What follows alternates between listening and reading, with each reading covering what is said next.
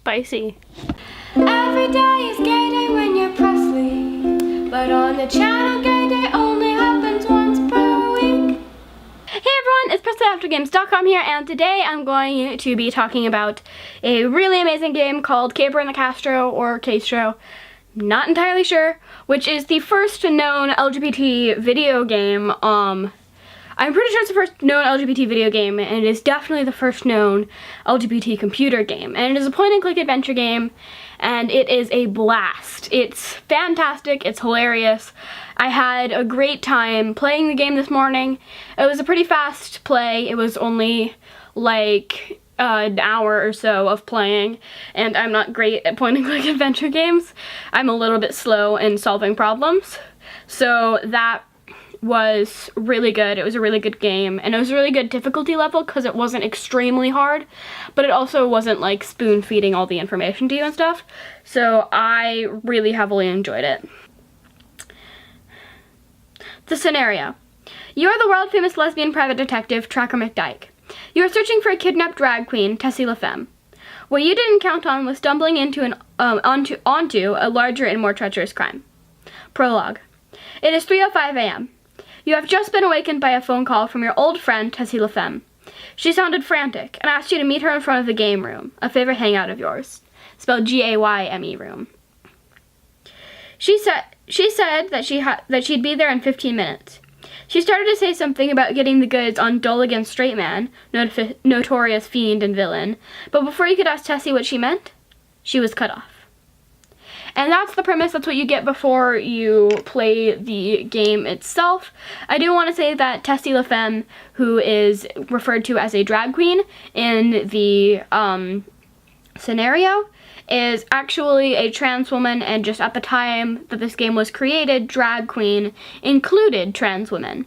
And she is a trans woman as confirmed by the creator, and she is referred to as a woman throughout the entire game, and she uses she, her pronouns throughout the entire game, so that was really nice that she was referred to by her proper pronouns and all that kind of stuff. It's just a really fun game. One of the main mechanics of the game is a cipher where this letter equals this letter, which is really, really cool, and I really enjoyed that. There's a lighter. You light stuff on fire, which is really, really fun. You shoot doors with your gun a whole bunch, and you shoot a lot of things with your gun a whole bunch. It's really good. There's a lot of investigation, and it's really fun, and it's not a super easy game, but it's not a super hard game either, which I really loved. It was the perfect difficulty level for me, and yeah, it was just a really, really fantastic game. And I really love the names in this game because they're named like Dulligan Straight Man and Tessie LaFemme and Tracker McDyke. It's fantastic. They're really, really good names. And there's a few more that I didn't write down that I really loved in the game as well. There's a lot of really interesting mysteries in this game to sort of poke around with and figure out what's going on. And you don't need to solve all of them to complete the game. You can die in this game. In fact, you can die a lot, as I learned, and it gives you this screen, which I'll be showing now, with a tombstone that says, "Here lies a mediocre and unsuccessful private detective," which is quite an insult, but it's, like, hilarious, and I laughed every time I got that when I died in this video game. As well as, this game is just hilarious. There's so many good bits in this game, which will be on the screen now, that I laughed really hard at, and it was just a blast, absolutely, in every way. This game is hosted on Internet Archive, which was uploaded in December of last year, and it was posted on Internet Archive then, and it is, they'll link in the description to where you can play it for free and amazing, and it's amazing. The original game itself was free.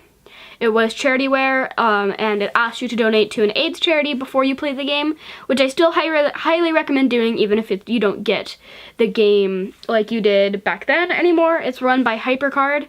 There's a few issues in the game which totally didn't deter from my experience. I just wanted to point them out before you play.